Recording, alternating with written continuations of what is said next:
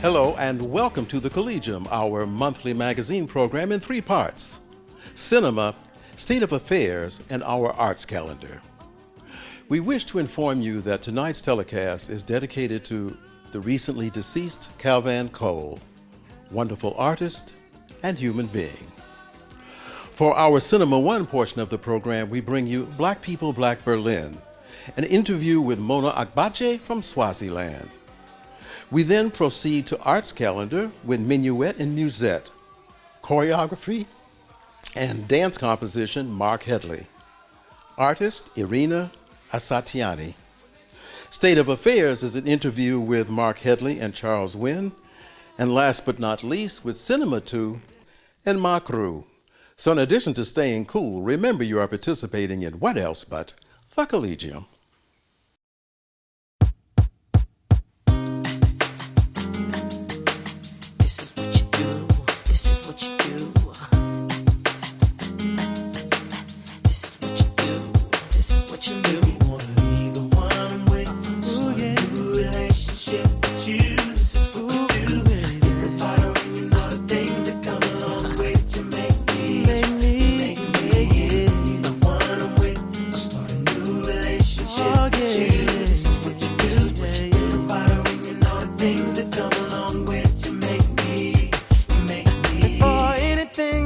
Between us, you were like my best friend, the one I used to run and talk to when me and my girl was having problems. That's right.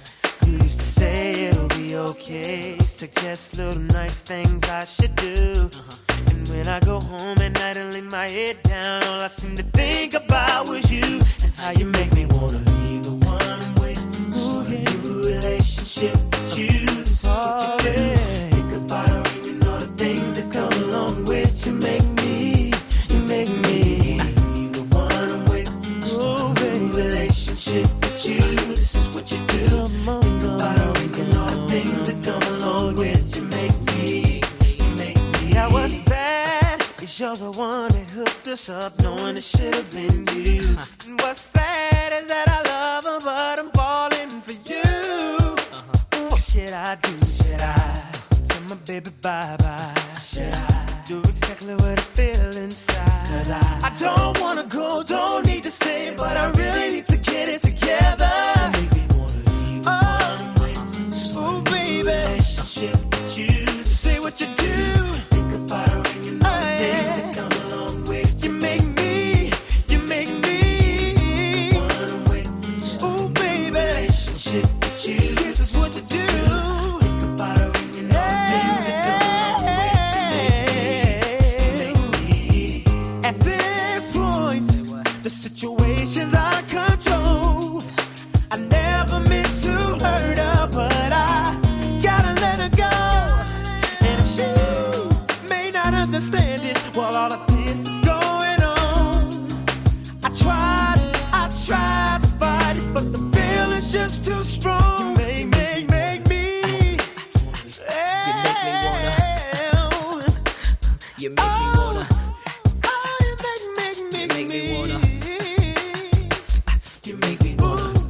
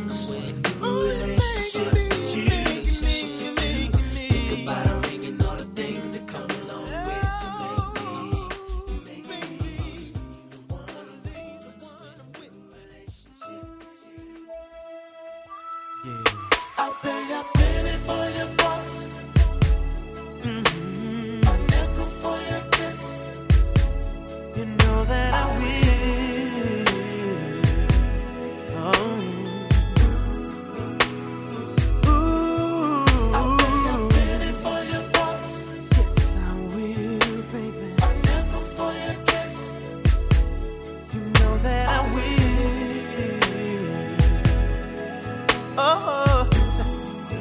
alright.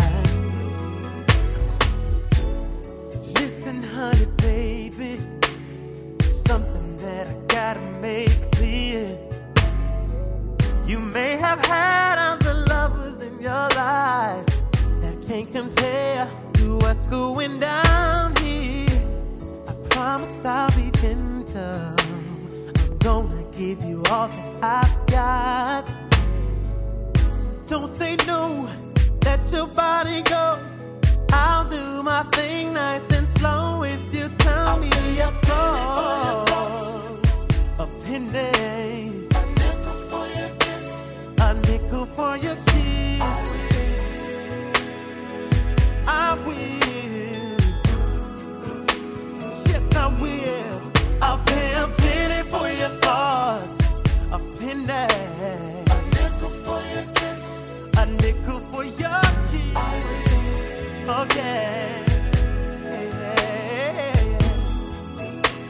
Listen, baby, girl, I wanna work your body like your body was a 9 to 5. And just when you think I'm getting tired, baby, I'll be putting in overtime.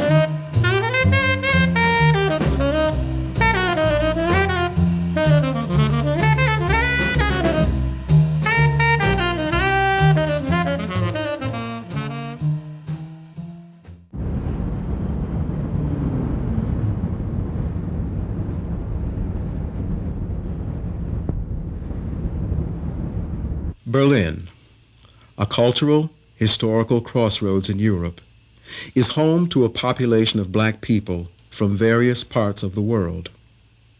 Their struggles and aspirations reflect a quest for the heightened consciousness necessary for psychological, economic, and the political awareness required to ensure a greater participation in the decisions affecting a people's destiny. But how do the black people here in Berlin maintain their consciousness in this ever-changing world? Just to give an example, it would be what Fountainhead is doing in Berlin to raise consciousness. For example, Black Film Festival. I mean, that's new in Europe, you know, and that is for me a form of raising consciousness. For example, there are very many black Germans who also run into identity problems living in this society. And I was amazed how many of them were at the film festival. And one asks herself, why are they there? And it's because they're interested in what is going on. They want to know who they are. And this sort of gives them an area or an arena where they can also, a platform rather, to express themselves. They feel they belong. They do not feel that we are just swimming in between. Black people can express themselves. After the films, we have a discussion, most of the time, lively discussion. You know, that is where you learn who you are, what you are. We exchange views. We do not feel then isolated. We do not feel, oh, I'm in the society. I have to try very hard to be this, what they want. You are you.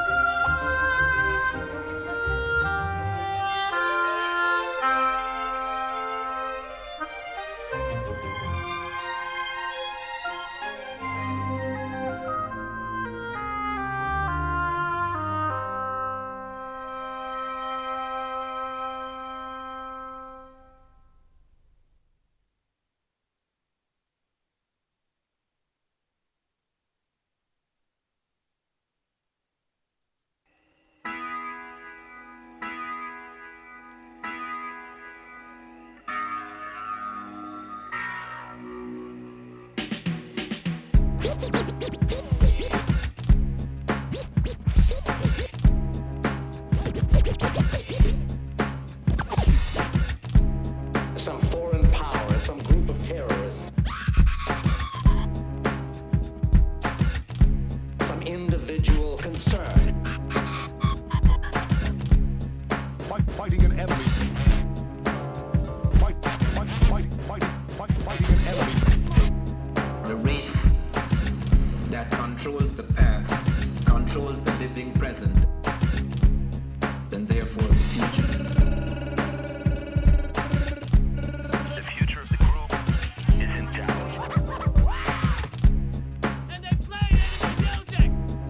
The future of the group is in doubt. And they play enemy music!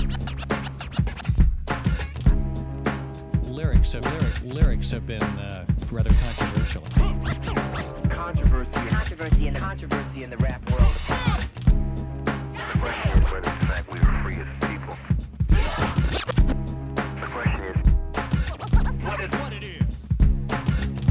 Having an Afrocentric point of view. If you don't know your past, then you don't know your future. Word, there is something changing in the climate of consciousness on this planet today. public enemy. Word.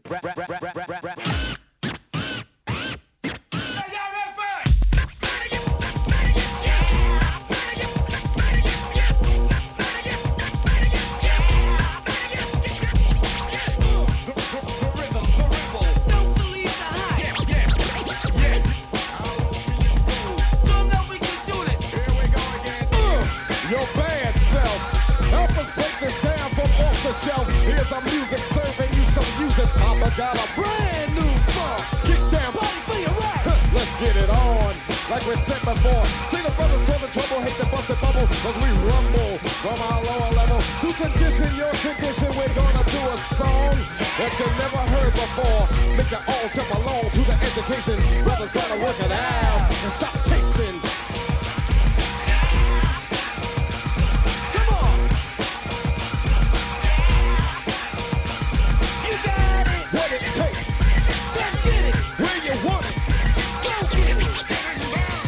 In the street all willing to work it out.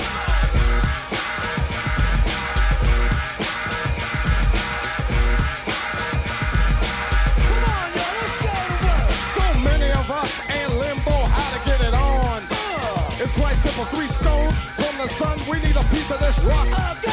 Indestructible soul. Answers to this prison, to the brothers in the street, schools, and the prisons. History shouldn't be a mystery. Our story's real history, not this story. We gonna work it out one day till we all get paid the right way in full.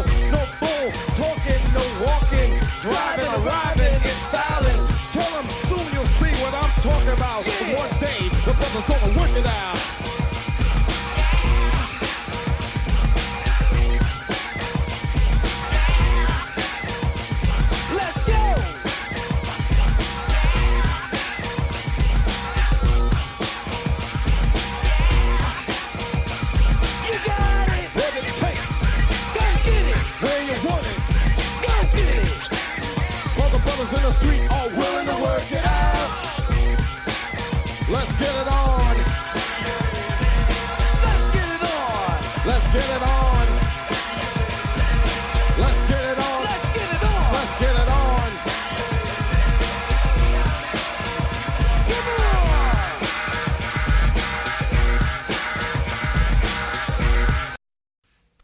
Hello and welcome to our State of Affairs portion of the program, where we're very pleased to be joined by Mr. Mark Headley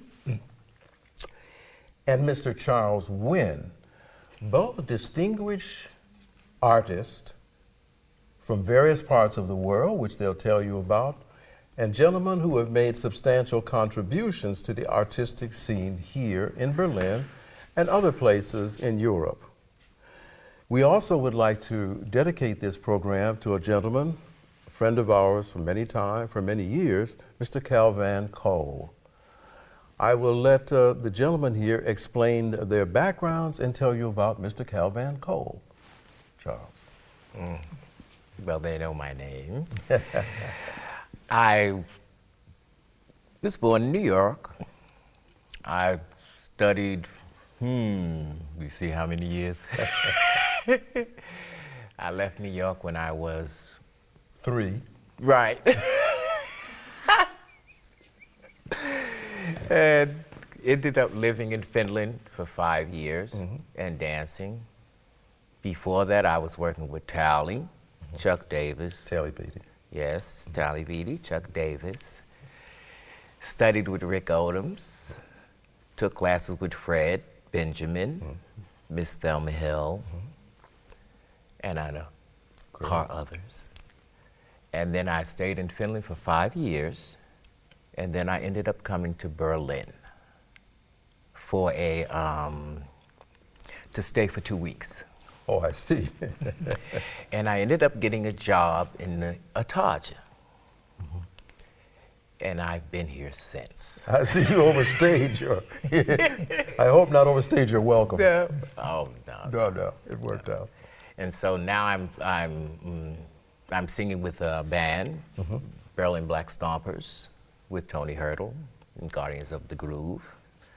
And I've taught here at least 30 years, but I'm not teaching now at the moment. And what else? I did Dreamgirls, Porgy and Bess, Best of Broadway, Swinging Las Vegas, and now you're here with us. Okay. So, Mark, let's hear about your background, please. Thank you, Donald. I was originally born in the Caribbean, Barbados, and I studied at the Barbados Dance Theatre with a number of well-known Afro-American artists as well. They were back through and forth in the Caribbean. But basically, I started with the Fountainhead Dance Company. That was my basic grounding, and my house building started with them. And I came in contact with Anthony Payne, who was my teacher, who taught me principles from Graham and Limon. And after a while, I got a little frustrated being in a small island, and I came then to Berlin. And I think that was a new beginning for me. And when I came to Berlin, I started with Milton's Dance Studio. That's where I met Milton, who had owned this studio on Knisbetstrasse. I will talk a little bit about the studio later, but I will go on to say, well, my life really came to a pinnacle here. And this is where I met people like Charles and Donald Griffith. When I came to Milton's Dance Studio in Knisbetstrasse, this was the core of the dance studies in Berlin at that time. There was no other studio that I can recall. This was in around 1980, 1981. And I met Donald and Gayle. At first I met Donald on the U-Bahn. I think I recall that. And I knew they were dancing at the Theater de Vestins. And I met his wife. And I've been to the studio that they had in Tempelhof. After that, I moved on and I met Charles. Incidentally, I was living in Laubacher Strasse. I think this is where I met Charles. And that started a liaison with Charles Wynn.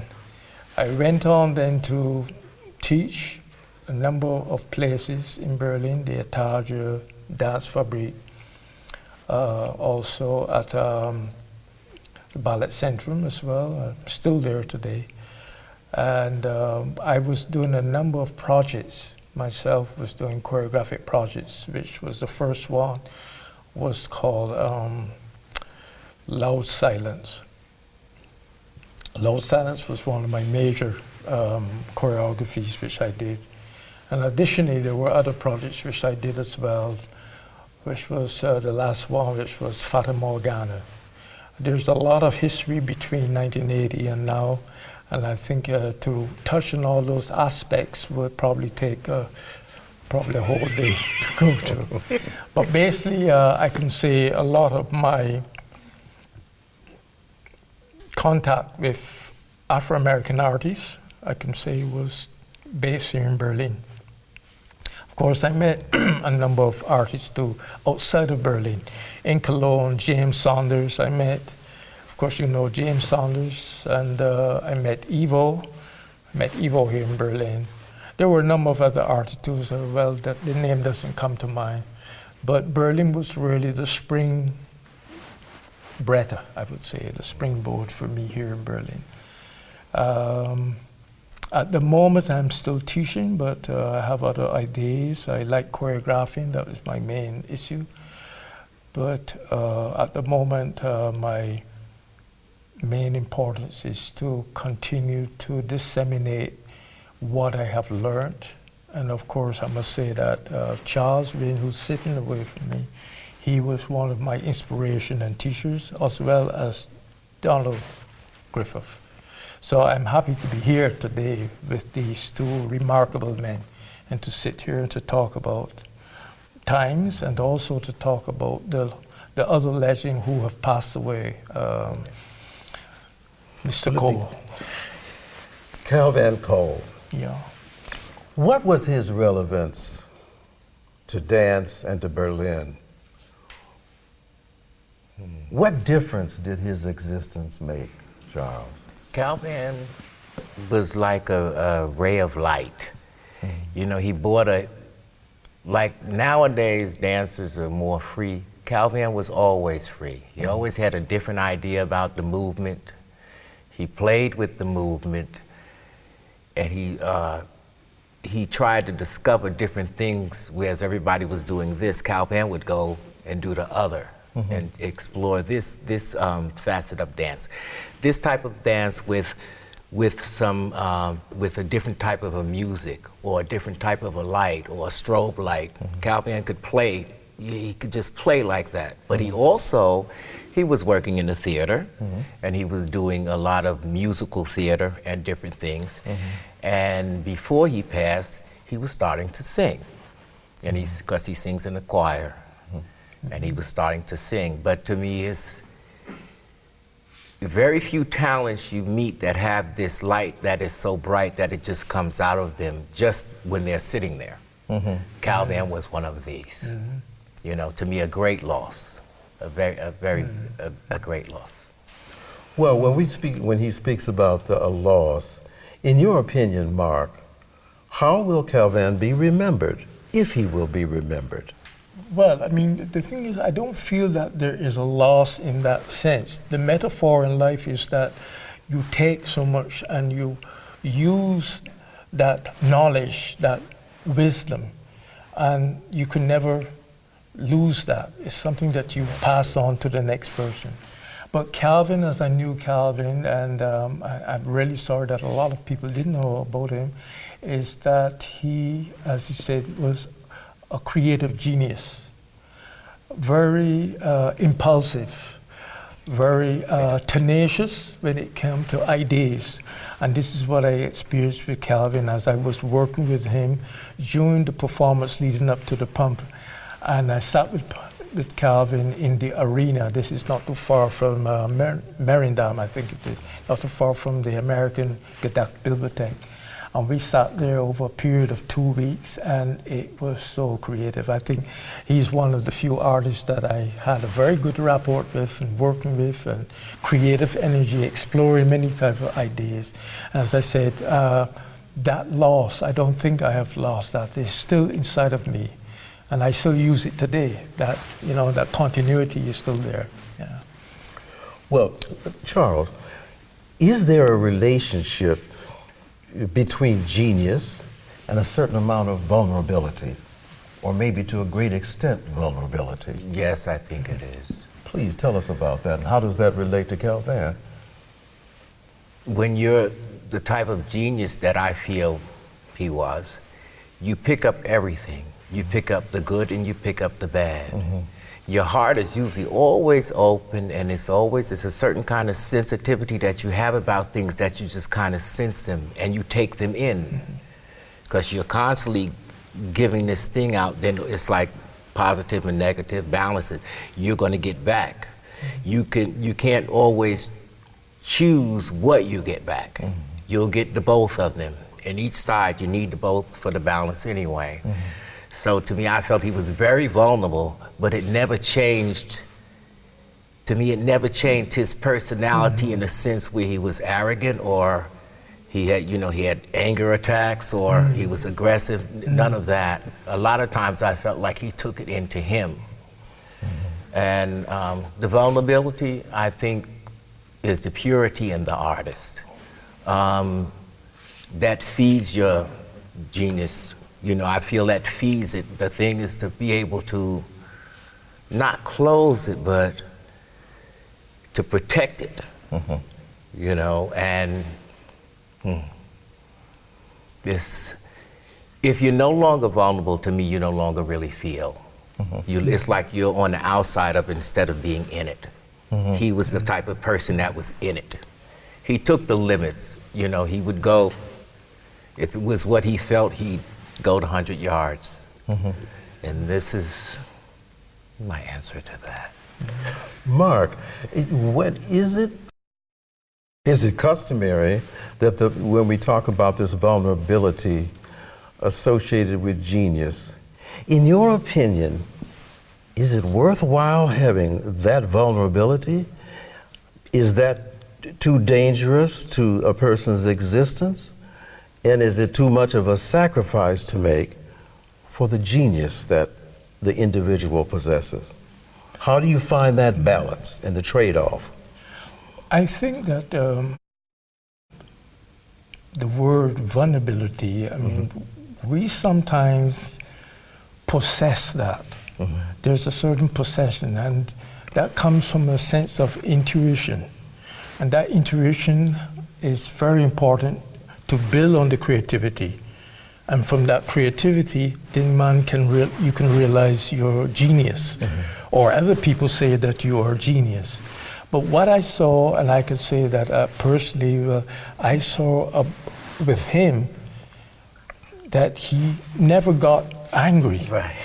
And this is very rare for a lot of people. This anger, which has been stored in people, he seldom had that, you know? And I think all of that was internalized in a way. And he used it in a positive way to bring out this genius. You know, if you use that vocabulary to really say, well, I'm going to do this now, this movement, Calvann was there. He was on top of it. He was instinctively aware of placing the right movement to characterize that certain feeling. Mm-hmm. I mean, if you can say there are a lot of geniuses, but a genius is not newly born. But I think in this art form, and dance is one of these very fine art forms that we are living, that we have the privilege to live that and to experience, and we are still experiencing dance today. I think I'm very thankful for that, and I'm very thankful for this man too. And so for me, we are talking about this man today, and it's not really a loss. I feel him inside of me. So I think his vulnerability was something that he always lived, and I knew the sensitivity of his soul. And I felt that honestly. And I think if you want to say he was a genius, well, we can sit and say that. I think we can place that in context to things that are happening in the world today and his world at his time. But those things always coexist together. So I feel that if I can say or answer that correctly, there are two things you want to look at: vulnerability and the genius. Yeah, I put that onto my heart, you know. In the case where we talk about the vulnerability, and you say that Calvann had the ability to internalize these other issues, these other dynamics, and challenge them and channel them into his artistic work. What do we do about the people who have a lot of tensions? We've just seen something like that happen in the United States. And how do we find the means by which those frustrations and those tensions and to some extent vulnerabilities, how do we find the way to channel those into something constructive if, say, the people are not born with, say, or don't develop the kind of talent that Calvann has? How do we handle that? And there's a tremendous amount of feelings out there that need to be channeled somewhere and hopefully constructive. I feel we have to learn to really communicate, and we have to learn to accept it's like a tree or the earth or the air. Each one is different, but in order for this world to work, these things show us something that half of the time we're not even looking at. Each one is different, but they all work to make one. And the earth is like the mother. It makes one big picture. And the first thing I feel usually with a lot of tension is you have to be able to communicate. You have to be open to listening. You know, I always say, you listen to your heart and not your mind. And if there's fear that you see, you understand it and you nurture it to get it to go away. You know, to me, we can't change anything in this world when we can no longer speak to each other. You know, and we have to, I feel we also have to learn to accept that without differences, this world would be, you know, a mess. You know, if we're all the same, then it's a very boring world. Well, Mark, when we talk about the elements of nature, there's a force there that propels them in certain directions. Now, human beings, from what I've been taught and read, are distinguished from nature and from animals because they've been given rationality. That means they're supposed to be able to think. Now, if they're able to think, and we have the kind of behavior that we quite often see in the world, would we as human beings be better off without that ability to think and just be as animals that follow a certain nature or the wind or the other issues that Charles has brought up? How do we handle that situation? Very good question. I think what we basically have to do is to try to realize the potential that we have in ourselves. That is not an easy task. We are living in different worlds. There are about 10 different worlds that we live through. And of course, the lowest of these worlds is the world of anger and greed and animosity. These are the worlds that many people like to swim in and feel. But in order to understand learning, to go to the essence of what nirvana is, that is a very hard process. So I think that it's like a glass that has water in it, if I can use that as a metaphor, until you start to, you know, take the spoon and you see all that dirt comes up. But after a period of time, when you think the spoon and you keep turning that water in the glass, maybe that dirt dissipates. In that way, we're able to see a little more clearly in ourselves. But that takes the work. The process is in the work to reach that stage is a lot that people have to sacrifice for today. And I think we need that today much more in the arts, especially. But the arts have the foundation and the means of way that we can show people an aspect of themselves. There's a spiegeling, I would say that's a German word, a reflection, a mirror that we have to look at. And I think the arts can be one of the healing antidotes for that. So for me as an artist, I try to use that in my dance, and I try to distill that with my students and to talk about that in my choreography. Of course, I'm not perfect, but that's my mainstream in putting my work out there. That's where my attributes are, I think, and I can learn from that, and I would like to get into doing more of this work that can really instill a little more truth to the younger generation, because I think they're the ones that are growing up, the young generations like we see before, who have all that potential. And we have to bring them to a stage where they can realize their potential in order for them to go forward and to develop. Because at one time, one stage in our life, we are not going to be there. And I think this is a very important moment for them now to get this information, you know? Now, Charles, with what he says, I guess we're to some extent talking about responsibility.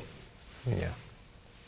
And if we talk about responsibility, are we to confine it to the arts?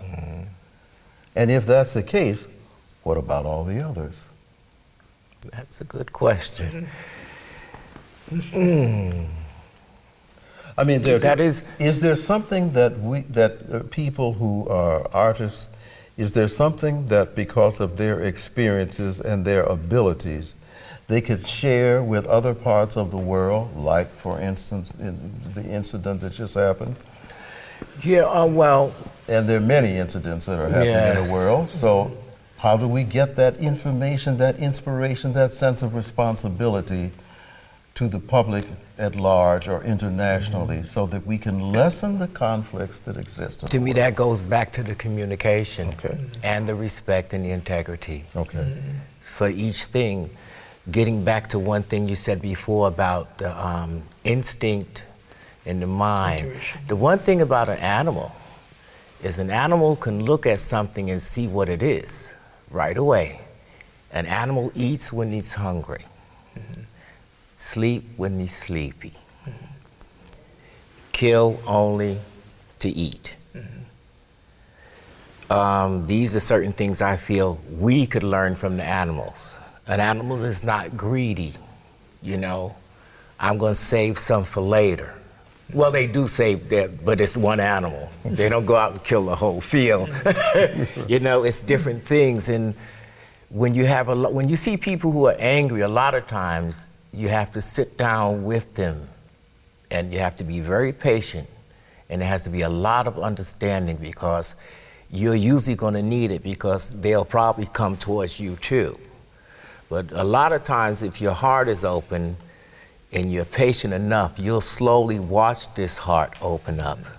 It may not open up as much as you want, but to me, even if there's a little pinch of light in there, that is the beginning of the change. And that's the beginning of people really learning to, you know, not playing like you get along, but really respecting this other person's integrity and you having your own.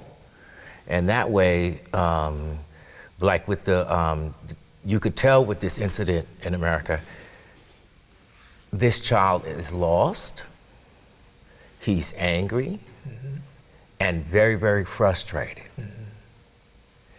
And when you see something like that, I think you have to look at his beginning, where it came from, and also the things that we do, we can take for granted.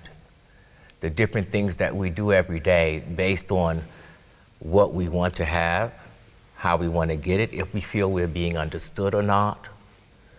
It's a lot of, to me, it's so many facets. And the only way that they're ever going to change is when we really sit down and learn to speak about them without getting up and pulling out something and saying, I don't agree.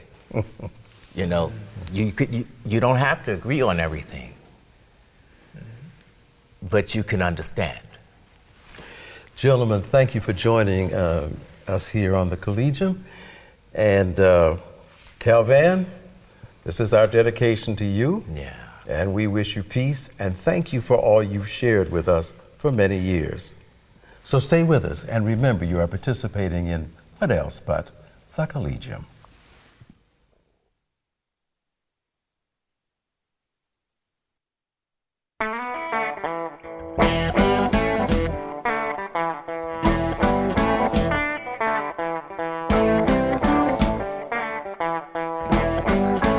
Boom, boom, boom, boom. Gonna shoot you right down at all your feet. Take you home with me. Put you in my house. Boom, boom, boom, boom. Mm-hmm. Mm-hmm. I love to see you walk up and down the floor when you're talking to me. That baby talk. I like it like that. When you talk like that, you knock me dead. Right on my feet. How, how, how, how. Whoa!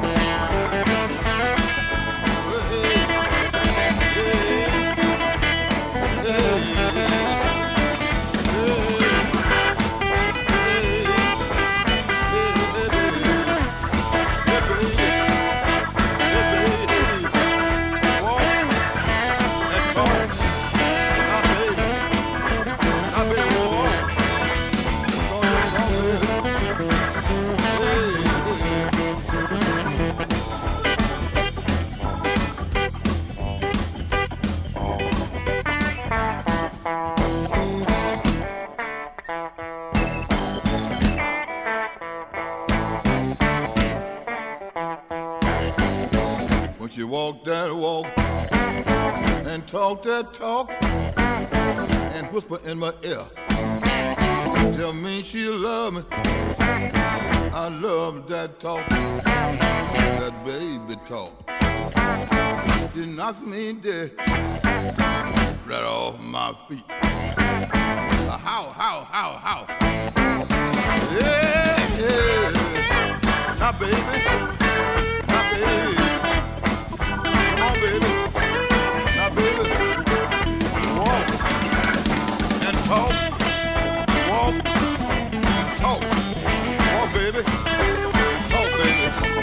To me. Well. Well.